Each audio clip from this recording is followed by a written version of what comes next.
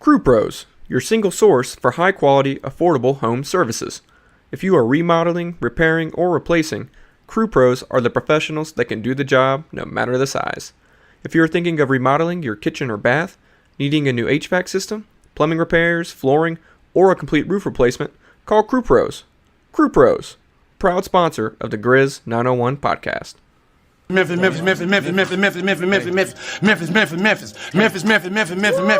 but Memphis. Everywhere we go, it's Memphis. Memphis, Tennessee, the beautiful land in the world. And I'm thankful for this guy who tweeted and said I don't have that fire in my eye no more. That game right there was for him. That's what I do. I prove people wrong each and every night, and that's for him right there. Hi, this is Tom Izzo at Michigan State, and you're listening to Grizz 901. What up, Grizz Nation, and welcome back to another episode of Grizz 901. We are presented by Zach Jaworski State Farm, where they treat you like family. I am your host, Daniel Greer, and today he's virtually selling. He is the Professor Nate. What's up, man? Oh, hey, didn't see you there. I was just reading what the Grizzlies have been reading the past couple weeks, just virtually selling every night, night in and night out, just selling. The perfect line right here. What keeps you up at night? Where is the pain? It's everywhere. It's everything keeping me up at night right now. Virtually selling. Story of the Grizz past 2 weeks.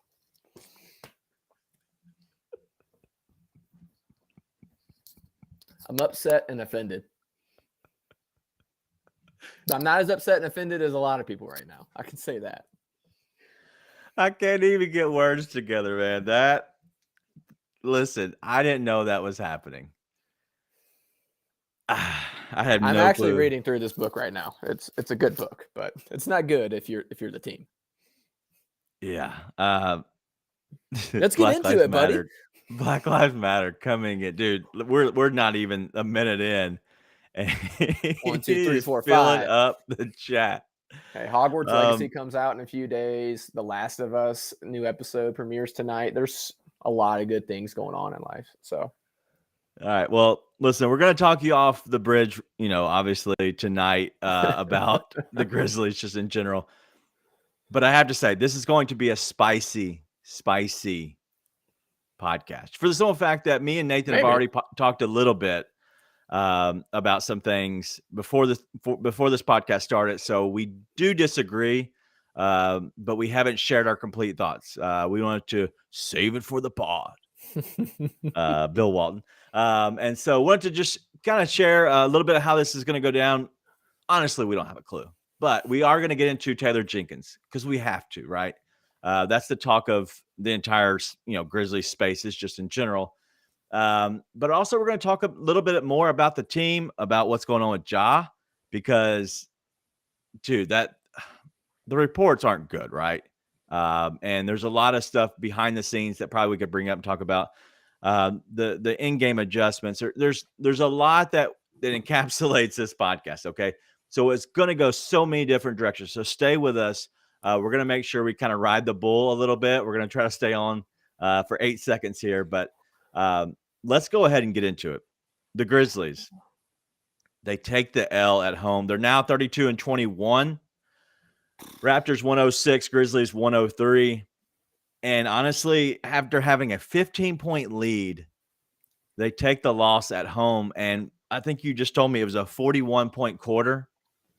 No, 41-point second half for the Grizzlies. Oh, wow. Yeah. Wow. 41-point second half, 17-point fourth quarter. What do you think the reasoning of that is? Like, if you had to just put your finger, I know it's more than one thing. What do you think the biggest problem is? Like, why do you only score 41 points in a quarter or and a half? They just don't value possessions, man. They don't go out there with a sense of urgency. It's one of those things where they started to coast towards the end of the game, but they were coasting most of the game. They sort of get into these actions and then they just throw up the first open shot that comes through. And it's when you don't value possessions and it gets to a one possession game, that's what happens. Who's at fault? Who changes that? I mean, that's a culture thing. And culture thing comes down to one main thing to me, and that's coaching. Okay. For being honest. Like, I mean, it's you got to have either your star player decide something, which Morant, I mean, we're going to get into other Morant stuff later, but, he's an enabler in a really good way on the team, right? He wants to empower everybody else to play their game, but you need people who are going to also get in you when you're not doing right, and I don't think that's there on this team, right? It's why I like Jay Crowder for this team. Nothing to do with basketball, everything to do with Jay Crowder will let you know when you are screwing up. But ultimately, it comes down to a coach. It comes down to a coach walking the line of empowering guys, but also saying, like, with 18 seconds left on the clock, you don't take that shot. And it's not the culture. It's been stated. It's very adamantly not the culture. All right, so let me stop you a little bit there because, yes, I agree that it does come down to culture, the coaching, the philosophies, right, of the coach. But do we know that that's not being said? Because Yes. I'm seeing a very animated Coach Jenkins tonight, throwing up his hands, calling timeouts, completely pissed off. He's pissed off after the game, talking about not valuing the possessions and turnovers and stuff like that. So he's talking about it. He looks like he's animated enough to talk about it and pissed off during the game. Do you think that's him and the culture, or do you think that's just these young guys that haven't been there before that are completely like just puckering up and just giving the ball away? Sort of, but at the end of the game, you're also going to Tyus Jones. I mean, this gets into a larger thing of coaches, so we won't get into that part of it. We won't get into that part of it yet. But part of it's definitely there's young guys. I want to go there when you're done. Yeah, yeah. But part of it is definitely young guys. But that's a personnel thing. Listen, you're throwing out Zaire Williams and Santi Aldama, which, I mean, I wish Zaire would play more like Santi, which is something I never thought I would say. But you're throwing out guys that don't have that much experience or just aren't that good. So why are we so down on the coaching for that part of it? Like, because now you're given an excuse. Well, because he said so many times, let that mother effer fly. I mean, you can only say that so many times before that becomes what everybody associates your coaching philosophies with. And you can only say it so many times where that's what your players associate your coaching philosophy with. Like, it's a culture shift that maybe he's trying to make happen. But, like, at the end of the day, you set the table. You set the table with that. So when guys are letting that mother effer fly, you're like, they're doing what they're told to do. So it's like, I mean, that's where that comes from. All right. So I do agree and disagree with you. The point I do agree with is, yes, I understand, like, hey, that can't always be the philosophy, right? So you can't always be like, let that effort, MF fly, right? Because sometimes throughout the game is different than whenever it's the end and it's crunch time. But that's also the other thing is, I'm going to kind of disagree with it too, is that's kind of got them to a 32-21 record, and they're second in the West. So at some point, it also is working out to their favor. So you can't have it both ways, right? That. But you can also adjust, right? You can also adjust and say, hey, listen, I get it. But at this point in the game, we have to value possessions like you're talking about. We have to value the possessions and say, hey, I get that we normally preach, let that MF fly, but you cannot in late game crunch time moments just pull up when you want to. Like, the ball needs to go into other certain people's hands and let them be the person who creates the offense. My issue isn't with the late game stuff. I mean, the late game stuff was abysmal tonight, but in general, it's the random possessions in the second and third quarter. You don't get 20 turnovers all in crunch time. You get 20 turnovers throughout the game, but guess what? You only have 18 turnovers. That game could look completely different, right? And it's we're trying to get out and run, and so we throw out this lazy pass, or we want to make this sweet pinpoint pass in the paint, and then we throw it away to a guy, right? Like, you just can't have those little things. And it's your star guys that do it, right? I mean, Ja's gotten a ton better about turnovers the past couple months, but Dez is way too loose with the ball. Yeah. Well, he's always been like that. Yeah, but it's like that's the kind of stuff that needs to not happen, right? Like how many times if you instead of turning the ball over, you just got a shot off. 20 times in a game, you can bet 4 of them are going to go in. 4 of those shots go in, you win this game by close to double digits, right? It's little stuff like that that they still don't value, right? And then the game slows down way too much in the fourth quarter when they have a lead. I don't care if there's a minute left. Unless you're up by 6, 7, 8 with a minute left, run your offense, get into it, get some actions going. Going to Tyus at the end of the game in a pick and roll with Xavier Tillman baffles me. All right, I do not understand that. Let's sit there because the possession right before he hit a floater. Right. It's still not your best offense. You have Jaren and Des. Okay. I get it. Okay. He hits the shot. And if he hits the shot, it's a completely different thing, and they win the game. I get it. But let's go back to it then. Still not the best. You have your point guard, right? Pick and roll because that's the only offense they run, right? That is. Let's just be honest. Which is a problem. I agree on that part. Okay. And I don't want to go there because that's a whole nother can of worms.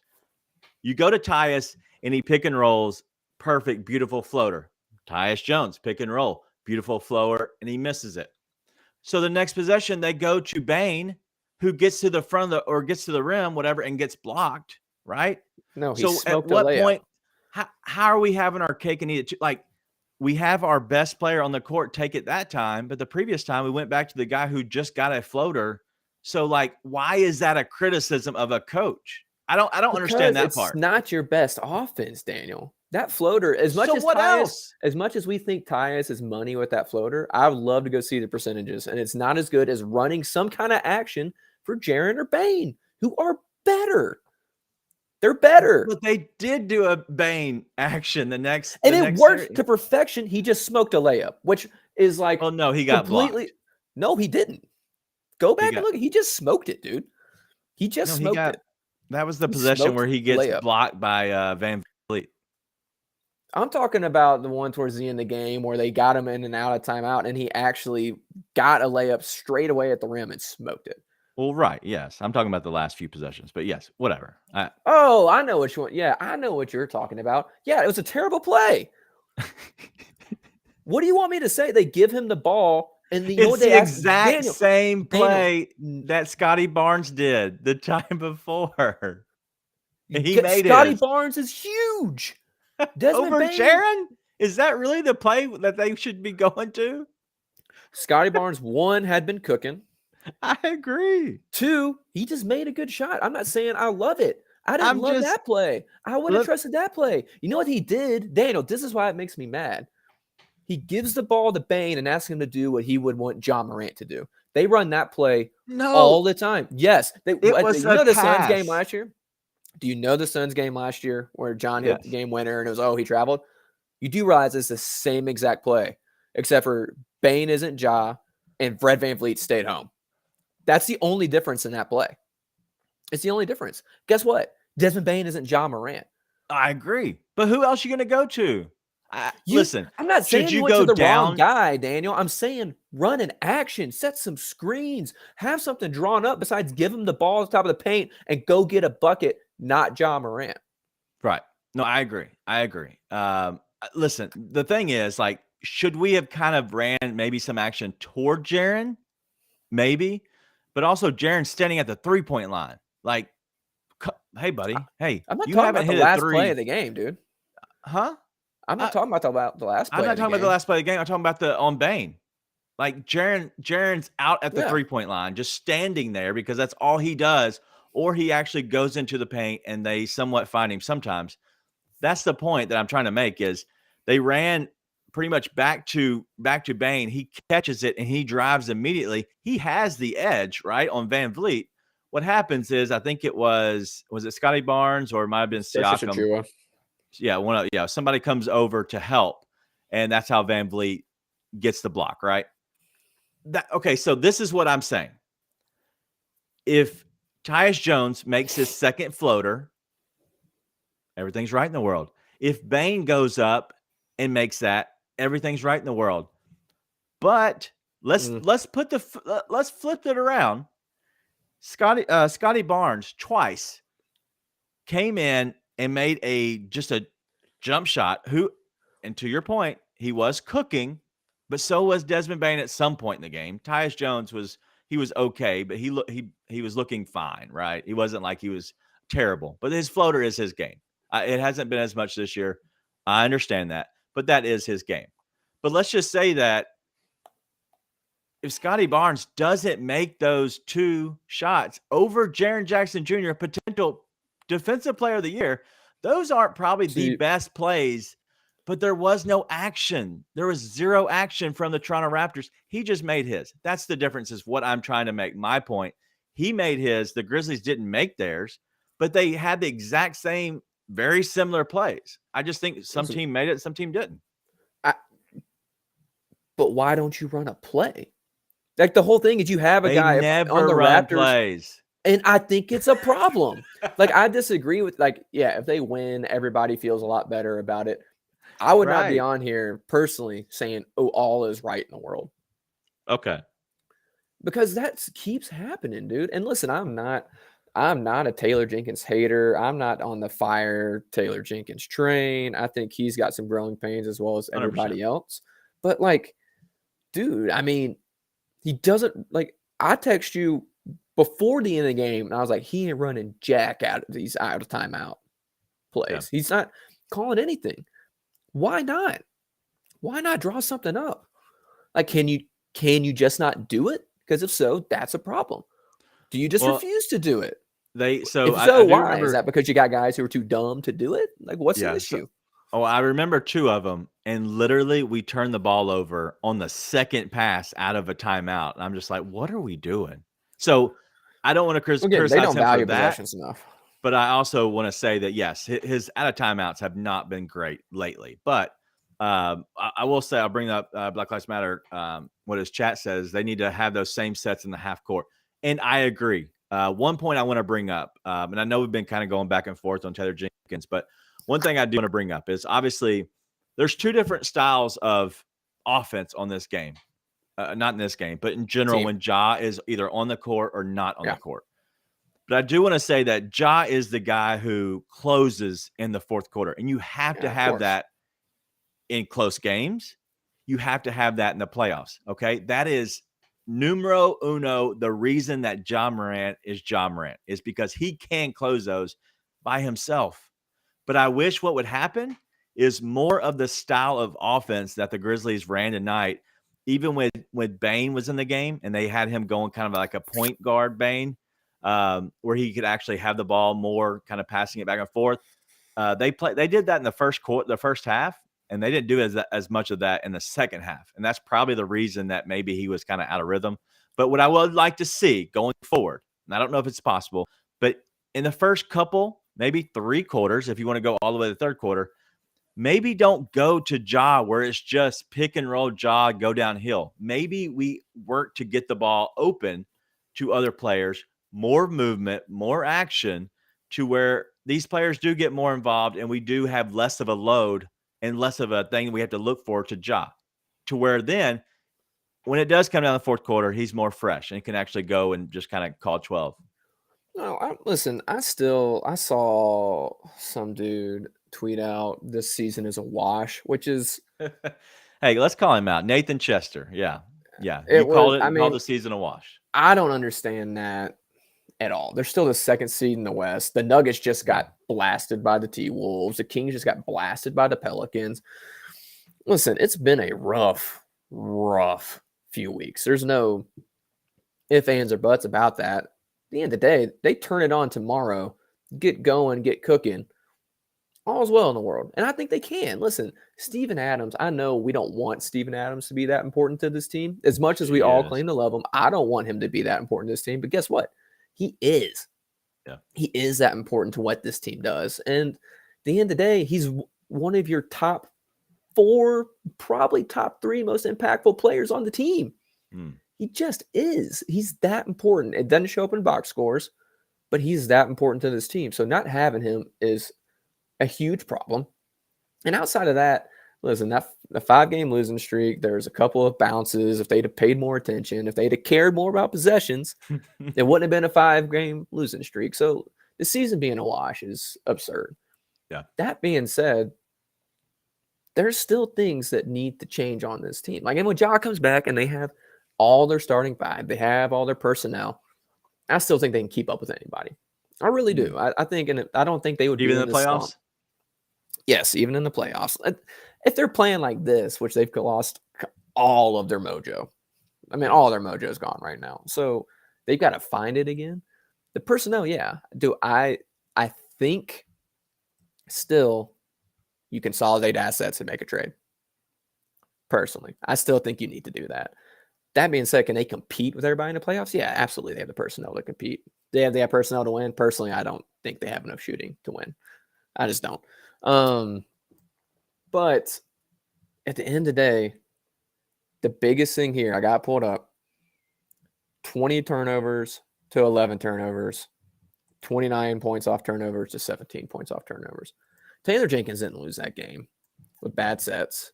He didn't lose it with bad lineups or rotations, and he was working with a bare bones rotation as it was in the first place. The Grizzlies turned it over 20 times and gave up almost 30 points. Like, there's not much else you can do off of that. Not to mention all the second chance points they gave up, which they actually out-rebounded the Raptors, but they gave up 11 offensive rebounds, and the Raptors made all 11 count, right? And they just got out-hustled tonight. They didn't value possessions well enough, and at the end of the day, there's going to be turnovers in a game, but, like, they didn't make them matter tonight. It was Conchar throwing it because he wasn't paying attention. It was Tyus not making an accurate pass. It was Jaren throwing it to the middle of nowhere. It's the little stuff like that where you gained nothing if you actually made the pass, right? It's not we're trying to get to somebody in the paint.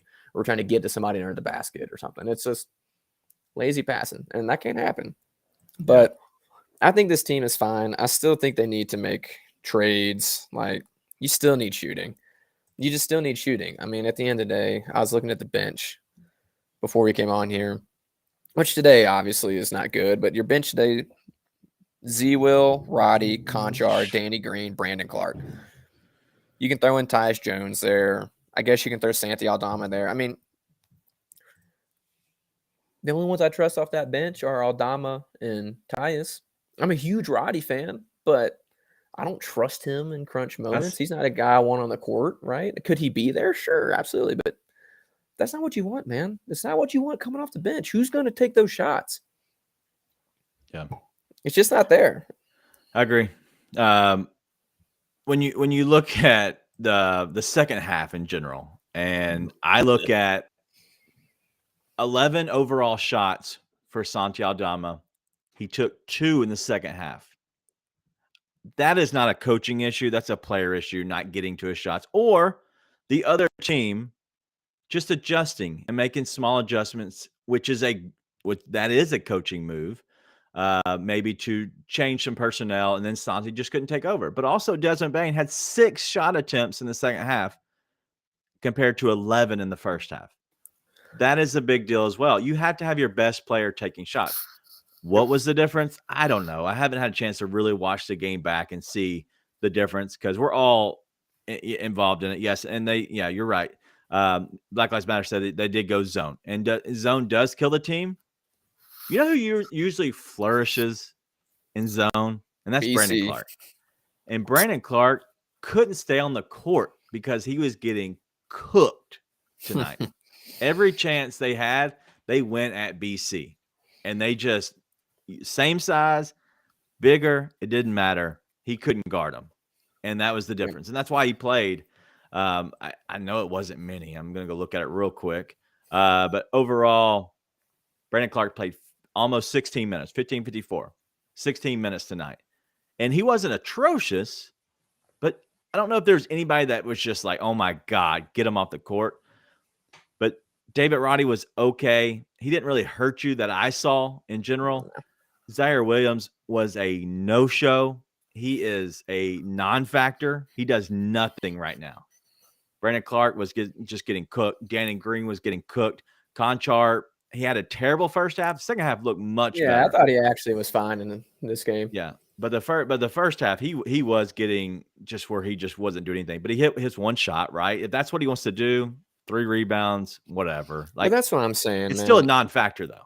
You got to consolidate Conchar plus somebody and something and go get somebody who is you want taking more than one shot. Yeah. There's some guys out there, and listen, I'm not team trade because this team could be better if they had someone else. I'm team trade because this team specifically needs shooting. They do. And there is shooting available for not that expensive. The Gary Trent Jr. asking price that was put out there is not high. No. And that guy can come help this team. Got to make salaries work. But listen, that guy can go knock down shots. He's going to take more than one shot. You want him taking more than one shot. You got a guy like I haven't heard about him in a while, but Alec Burks. He's out there. Malik Beasley. You got guys who can go fill that need. And they're there for the taking, right? Like, go get them. And they're just not that far off. You know, it's a rough patch. It seems like the sky is falling. But the truth is they're not that far off from being able to really shoot for the big time.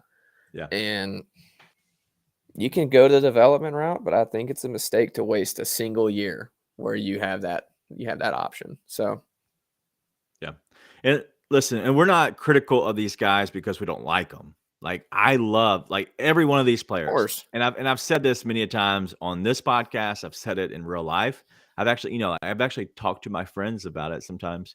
But I've said on here mainly that it's so much fun to root for good dudes, and especially winning players, but mainly good dudes, because you have dudes that you feel good about cheering for because they play the right way, they have fun, and honestly, they do win. And so I don't have any problems with that. I like this team, but the problem is they have a very young bench, and they have an opportunity right now. They have an opportunity to be good, whether it's this year, next year, the year after. The window is not closing, but I do believe that they have a very, very good chance to go add a piece or two that makes this team better. And I'm not talking about a starter. If you want to keep Dylan Brooks and possibly try to sign him in the offseason, so be it. Whatever. I'm not even saying Gary Trent Jr. is the right decision because he is a lot of money and you're probably losing him in the offseason. But you could keep him. Who knows? He could give you a lot, and you might choose him over Dylan Brooks in the offseason and give him $20 million compared to Dylan Brooks and letting Dylan Brooks walk. Like, that could happen. But I think making a decision and maybe consolidating some of these young guys, because I don't know if they're going to be playable on a consistent basis in a playoff game before their second contract. And that is the issue. And if your issue is that, then go get on their second contract. Let them go develop somewhere else, and we'll get them kind of like they did Yuta Watanabe, right? We got rid of him. Somebody else picked him up, and he became good 3 or 4 years down the road. So sometimes it takes many years and a lot of reps to get to where you're a good NBA player. Which, if you're the Thunder, you keep playing these guys. You just have them come and you play them, but you're not the Thunder. You're the Grizzlies, and you're the second seed in the West, and you had a good chance to make a West Finals last year. Yeah. You have a really good chance to make a West Finals this year. You don't just sit around and wait for all that, because the idea of these guys going into their primes and not being there yet and the window's just now opening is like a great idea. Love that. Yeah. That window can slam shut at any moment because one bad thing happens. Yeah. That's all it takes, right? And so that's why I'm like that. And I kind of want to bring this up, but I got into a very weird interaction with our guy Swing Past Sports the other day about John Conchar. I was not, let me be really clear, trashing John Conchar, because I like John Conchar. I don't ever want to hate on Jitty. I don't like. He's a glue bench guy. He's a fine guy. I wish he would do more for this team, but I'm not sitting there hating on him. But because he happened to be the example of a wide open miss 3 following a Cedi Osman wide open hit 3, I was like, this is the problem for the Grizzlies. They need somebody who will hit that shot Cedi Osman made. To which apparently it came out that I was hating Jitty, and I had to explain several times over that is not, in fact, what I was doing. I was just pointing out a team problem. It's not Jitty. And while that was weird, and I still don't understand exactly what was going on there, he did bring up a good point, which is the ninth man in the rotation is not the person who should be blamed for the loss. Yeah. And I tend to agree. It's very, very rare where that would happen. I would say, I don't know, Zaire Williams a few games ago was the one guy who lost us one game, I would say. I was a very unhappy camper after that. But all that to say, he's right. John Conchar is not losing us these games. That's not what's happening. But if you take John Conchar plus Jake LaRavia plus some picks and turn it into Malik Beasley, Gary Trent Jr., Alec Burks, Luke Kennard, whoever, seventh man, all of a sudden that guy can help you win the game.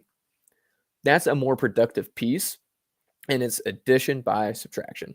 And I just like they need to do that. And again, it's not hating on these other guys. I think Jake LaRavia, I mean, I have my doubts, but he absolutely could turn into a really good NBA player. John Conchar, I love John Conchar. I think he belongs in the NBA. I don't want him to be a mainstay rotation on my contending team, though. And all these other guys can be upgraded together into one piece that helps this team more than some of these parts. And that needs to happen. That just needs to happen. And again, this front office, they have the jobs and we don't for a reason.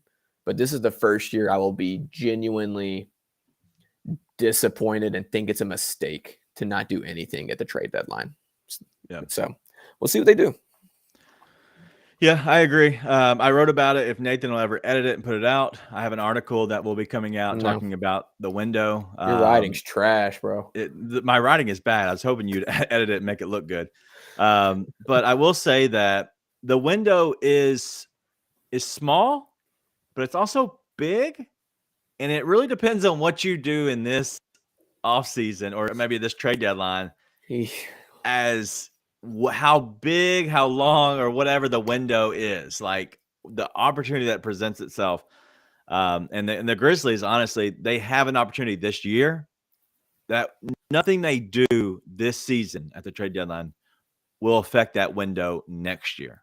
And honestly, I don't know if there's much that they can do that will affect the window the year after, because you're about to have Bane, Ja, and Jaren all locked up, right? And if you look at most teams, they have 2-3 guys that are their main people, and then you just surround them with some young players. You find somebody that's a vet, you put them next to them. Let's call him Steve-O. You find another vet that's a good shooter. You find a young guy that maybe you struck it rich and you landed him as a rookie. Let's call him Santi Aldama, and he's on your roster. They're okay. But if you want to be really good right now, you have to go make a play for one of these guys. And I think there's potential, and we'll see. But the shooting has always been a clear issue. We are loving Danny Green, for crying out loud. Danny Green is slow as molasses. Is he a good guy to bring off the? Is he a good guy to bring off the bench? Yes. If you want to play him 10 minutes, see if he can space out, hit up some open threes. But playing 10 minutes a game, that's tough.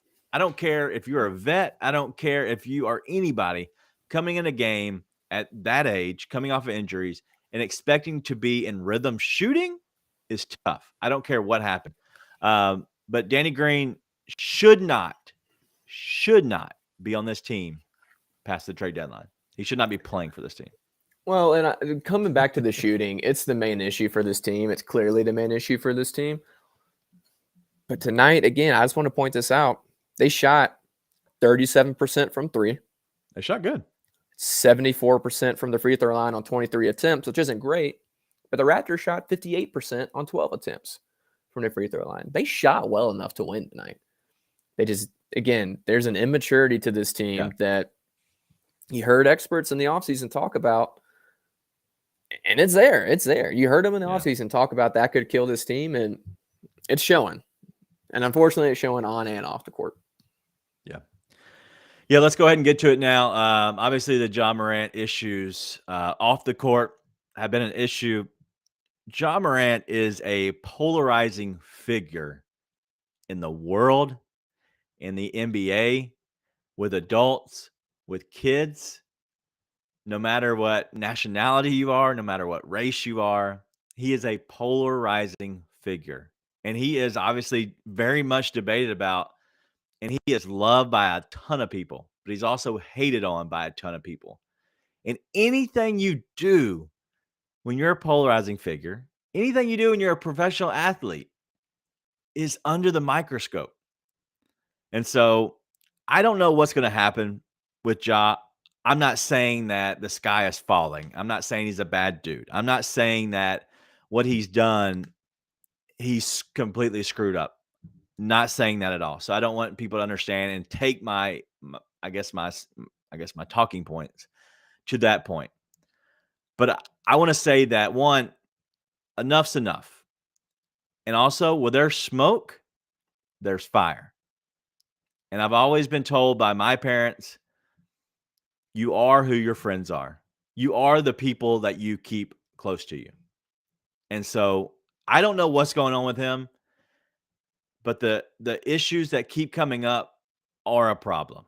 And that's kind of, it's weird, and it shouldn't be happening, but it continues to happen. Yeah, it's been a bunch of little stuff that happens, but it's like, and I think this was complete malpractice on the part of the officials at the time, even though there's been a lot of malpractice. I dream for the day I can be as incompetent as Mark Davis and not get fired, by the way, at my job. That would be incredible. But when he got tossed at Oklahoma City for talking to that fan, right, it was like complete malpractice for the official to throw him out, right? There's no doubt about it, but it's just there always has to be a little something extra with that kind of stuff, right? Yeah. It's like, you ain't got to say that stuff to the fans. You ain't got to start getting into it with Shannon Sharp. Now, obviously, that starts with Dylan Brooks, which is a whole nother can of worms, but it just keeps happening. And there's no reason for me to know Ja Morant's best friend's name when he's not involved in the basketball world at all. There just isn't. And like I said, it was debunked that there was any kind of gun. They said there's nothing to corroborate that claim whatsoever. Why are you guys getting into it with Pacers team members after a game? Yeah. Why is that carrying off the court? There was nothing bad enough in that game to warrant that. Dude, there was nobody that was taking a cheap shot or took a dirty play or anything like that going on. Why is that happening? There's no reason for that to be happening. That's a problem. Yeah. And it's a distraction. I mean, listen, I'm no body language psychologist expert, but I'm watching Ja Morant on the bench tonight because obviously he's the center of attention and in the news for non-basketball stuff. He wasn't engaged on the bench. He was just sitting there, kind of looked like he was in his own little world, which that article had come out about my boys would probably be same thing too, thinking about it. He wasn't talking to his guys in timeouts. It's a distraction. You don't want that. And that's a problem. So yeah, are people trying to come up with stories about the Grizzlies? Absolutely. But there's been a lot of people that hated Steph Curry because he was awesome, and hated Klay Thompson because he's awesome, and hated LeBron because he's awesome. And these stories hadn't been coming out. So like you said, where there's smoke, there's fire. And it's not a problem right now, but it could be. That could turn into a real problem, right? And so I am genuinely concerned about that because there's just no reason for that to be a talking point, and it's been a talking point multiple times.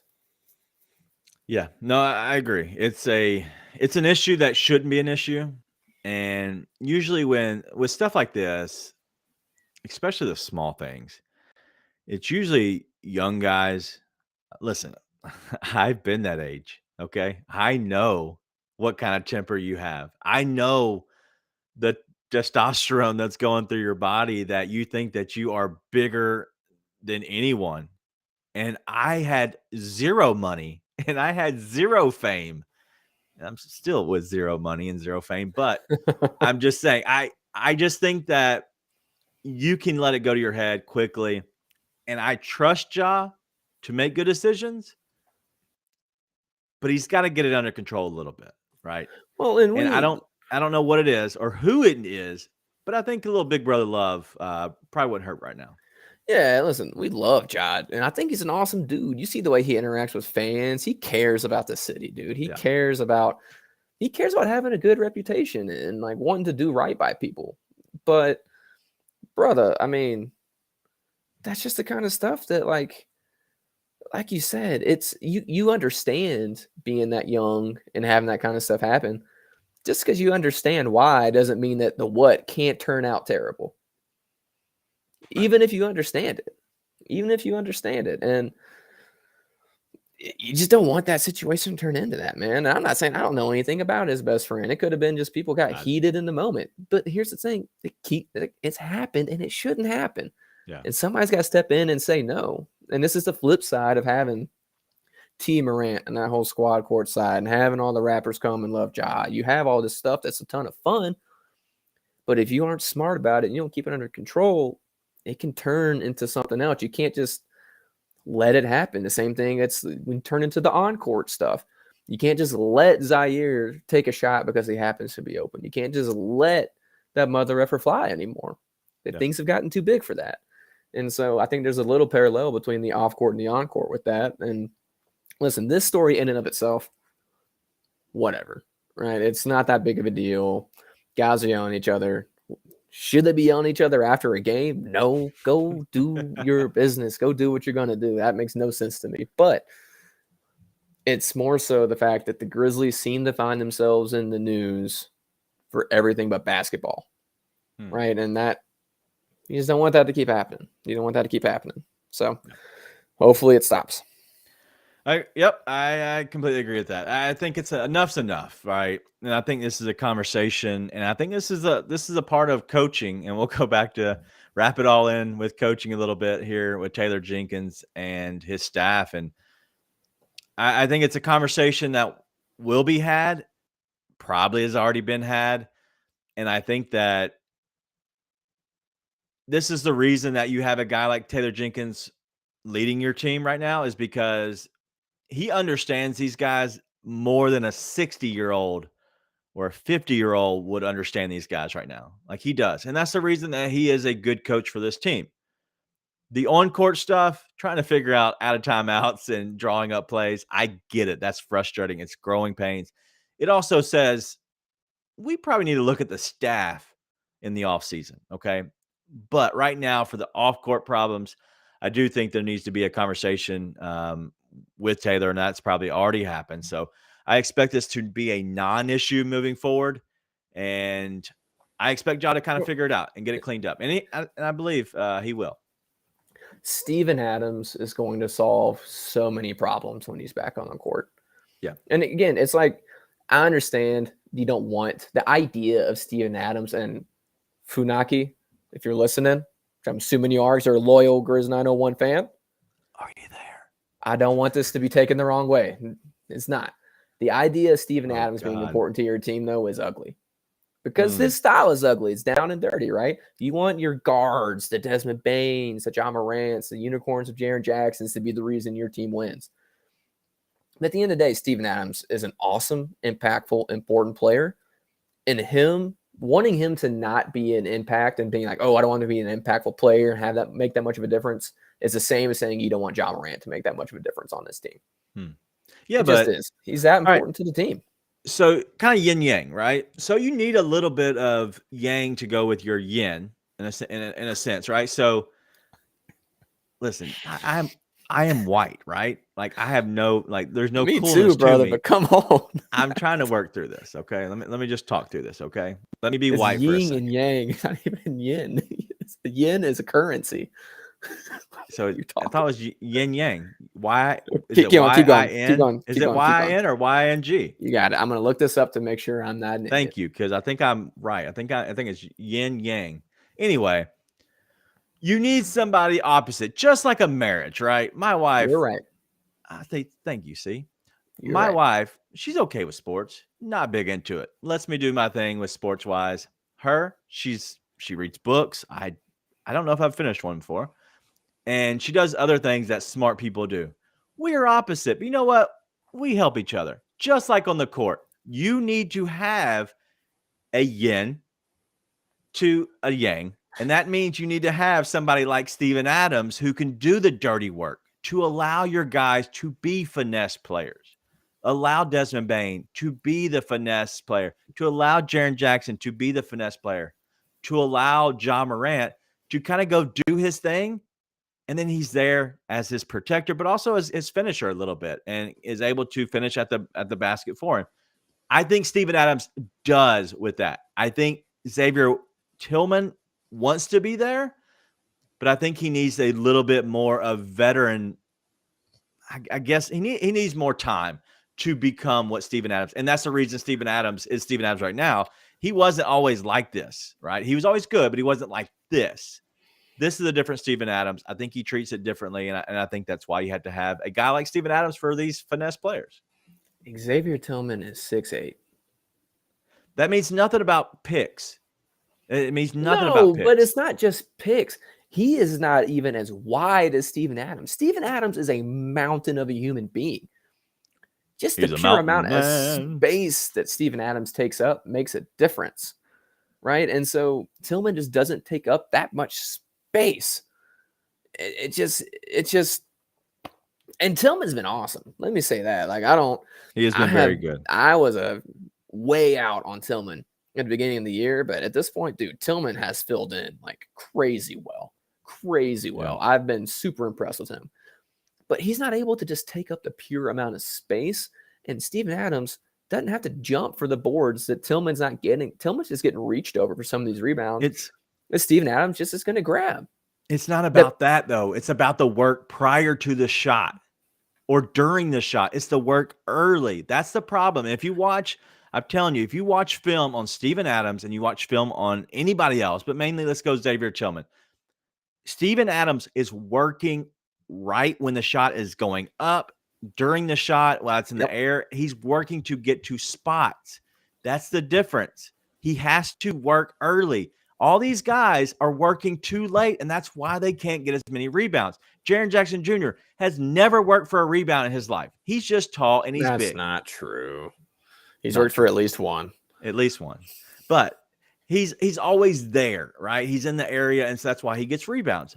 Steven Adams is working to get to an area because of the shot projecting and how it's being shot. He's thinking that short, long, right, left, whatever. So he's trying to get to that area, and more times he's right than not. And I'm saying that's an expert skill that you just don't find. Again, that's just something that he's awesome at that not everybody is. So it all comes back to the same thing. I mean, we're talking about the same thing. We agree. No, he's that crazy impactful. He's that crazy impactful for this team. And so just to act like, oh, it's just Steve-O's out, it's not that big of a deal, is a mistake. All right. 20 pounds, 3 inches. That big a deal? What are you talking about? We just talked about a skill set that he has as well. I'm just asking about his size. You said a size earlier. I'm trying to Yes, I think 3 inches and 20 pounds is a massive deal, especially when it's Steven Adams, which is pure muscle. I think that's the difference. He's got muscle. And Xavier Tillman.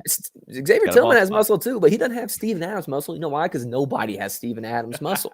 Like it's both things. It's a combination of both. He has a skill set, and then he has just a pure physical, menacing ability that nobody else has. Yeah. So it's going to solve a lot of problems, but I would love to see them make a trade for shooting. And you can go try and get another big. I know that's been something that's been put out there. Is Grizzlies going to get a big for times where Adams may? Well, here's what I'm getting at. At times where Adams may be out, they're like, "Oh, he's so important. We need another big." But I'm like, it's the same thing. You're not just going to go find another big that just does that, right? Well, let me talk on that because, all right, so that's cool and all, right?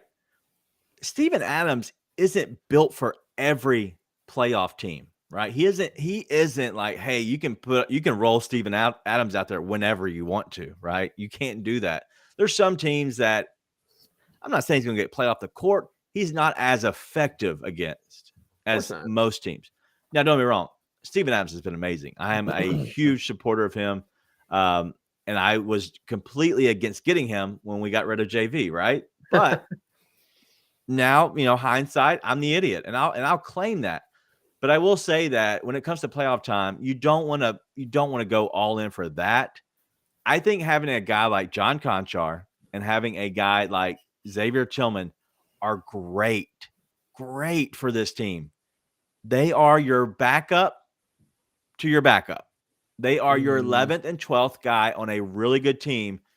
If you have to, somebody gets hurt and you have to go to them, you trust them. They're not going to completely screw it up, but they're going to play enough minutes in a short period of time where you're okay. You're not, the sky isn't falling, right? They're the guys that are kind of the vets, even though they're not vets. They're guys that you're not paying a lot, that you feel okay to go to them if you had to. But you shouldn't have to go to them as much as you have right now. Like, it's ridiculous that we're having to lean on Xavier Tillman and John Conchar. And that is the issue with this team that's currently constructed. We're having to rely on guys like Xavier Tillman and John Conchar way too much. To quote the great Matthew Berry, trust is a strong word, Daniel. Because it's the same. It comes back to the same thing. What are your goals?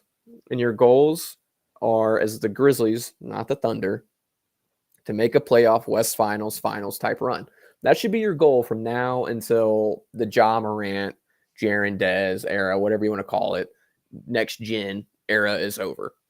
From here on out, your goal is to make runs at West Finals championships. You can't play Xavier Tillman and John Conchar meaningful minutes and expect to do that.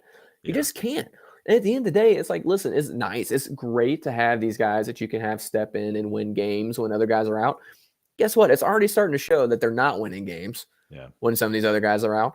And in the playoffs, you're not winning.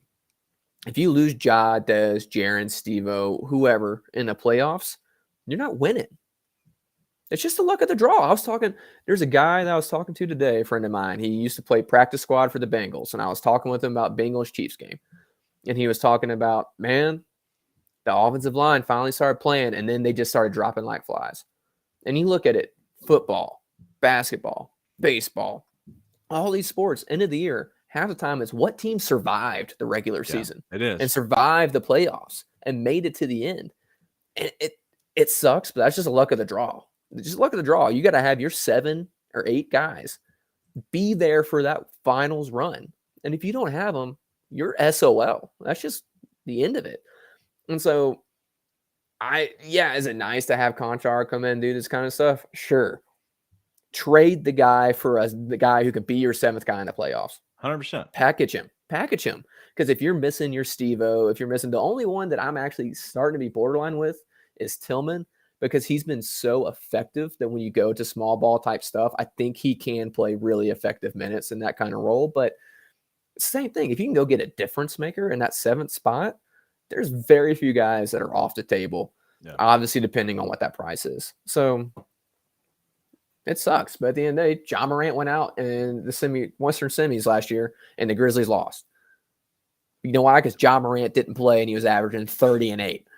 And that's what happens when your guy averaged 30 and 8 doesn't play. So I get it. And listen, swing passports, please don't come at me again. I don't hate John Conchar. I'm still not sure that we've made that clear enough. But you're a hater. Sure. Okay, fine. Whatever. I'm not a John Conchar hater. That's not the point. The point is he is your 9th man. You can use him to go get your 7th man. And that 7th man is Otto Porter Jr., Kevon Looney, killing you while you're containing Steph Curry and Klay Thompson. Every playoff team needs that. And the Grizzlies don't have it right now. Yeah, what every playoff team needs and what every human needs is good insurance. Our presenting sponsor is Zach Jaworski, State Farm, at 901-794-3691. You can call them over at ZachInsuresMemphis.com. That's ZACH, ZachInsuresMemphis.com. But Zach and his team are very good, very trustworthy, and they will make sure they take care of you for any kind of insurance needs at all. Make sure you call over there, Zach Jaworski, State Farm, 794-3691. All right, last thing we're going to get into, and we're going to get out of here. What in the world is going on with the Grizzlies? It's the sky's falling, right? I'm joking. It feels like it.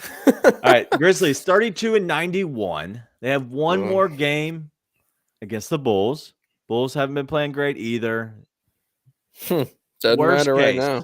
Worst case, 32-22 at the half. Are you happy with that? Define happy. The truth be told, I mean, I'm not going to look at record because it's like as far as overall record, it's nice to have something. I'm looking at 2 seed in the Western Conference. If you told me 2 seed at the Western Conference going into the All-Star break, I would be happy because I thought they were going to be struggle. I thought they were going to be 4 or 5 territory until about this time, given the Jaren injury and the Zaire injuries, which a Zaire injury is still might as well be an injury. But I was like, I thought they would struggle. They'd be playing these rookies like Roddy, and they wouldn't start putting together till about now. Truth be told, I was almost right in that they still have to put it together right about now. So they're still having to figure that part out. But yeah, they're the second seed in the Western Conference. Obviously, the context of how the past few weeks have gone sucks. I'm not happy about that. I think there's a definite level of concern because they should be able to fix it. I imagine they will be able to fix it, but there's always a world where they just fall off the map like a la Suns, and it gets worse. So that's a genuine concern that I don't think is unwarranted at this point. All that to say, yeah, they're the second seed in the Western Conference going into the All-Star break, and they should come out of the All-Star break healthy. So that's going to happen no matter what, because that is the last game before the break, right? Yeah, the Bulls is, and then they have 28 more, third of the season left. And there's a great chance. Wait, that's the last game before the All-Star break? Is it really? Yeah, Bulls. Wait, when is All-Star weekend? The 11th. This weekend. This upcoming weekend. Hold up. Is that right? I don't think you're right. Oh, boy. Am I wrong? Yeah. I'm sorry. Before the trade deadline. I apologize. Yes, it's the 19th. Yeah. I'm sorry. I've been thinking of the trade deadline. Sorry. I was like, no, because they play the Wolves on the 10th. I was like, no. Still, if they go in, let's say it was coming up, yeah, I would still be happy with the 2 seed in the West. It's just, you got to get healthy, man. You need to win. I think you need to win Bulls, Wolves, Celtics, Jazz. I think you need to win 2 of these games. I think you need to win 2 of these games. I think you need the one against the Bulls. And I think you need the one against the Wolves. I think you need them both. I think you need to win both those games. And if you take 2 L's heading into the All-Star break, that's going to suck. But you limp in, and you're still all right. I think if you drop all these games heading in, it makes it a little bit tougher to turn it around coming out of the break. Yeah, 25 games after the break. I apologize. One thing at a time. That's my fault. I'm trying to get through our shows to the I got our shows lined up going into the trade deadline on Thursday. And then the next weekend on the 19th, which is the All-Star weekend, whatever. And so they do have 4 games left, 3 at home, 1 on the road to Boston, right? And so there's no back-to-backs, right? They should be healthy. That's 4 more games without Steve-O, I would imagine, I would assume. And then maybe after the All-Star break, that's when we'd get Steve-O back. And that would be the 23rd against the 76ers, who he owns, Joel Embiid. That would be a big game. But 25 games left after the All-Star break, I feel good about. If they go 2-2, right? At that point, I'm fine. You just need to be roughly 20 games above 500 would be awesome. That'd be a great season. And so they're well on their way. I think that they'll ride the ship. I'm not worried about the regular season. Anything I ever talk about is not about regular season at all. I think the regular season will take care of itself. They can fall down to the 6th seed. I don't care because this whole standings could flip on its head each and every week. I don't care what position they're in. I would prefer them to be in a top 4 position so they can get at least 1 home series, right? If you're in the top 2, then you get two series at home. I was like, looking at their splits, I would prefer a top seed. 100%. But at that point, as long as we can figure out a little bit of the issues that are surrounding this team in general, they'll be fine. And so not too worried about it. But looking into, you have 1 more game.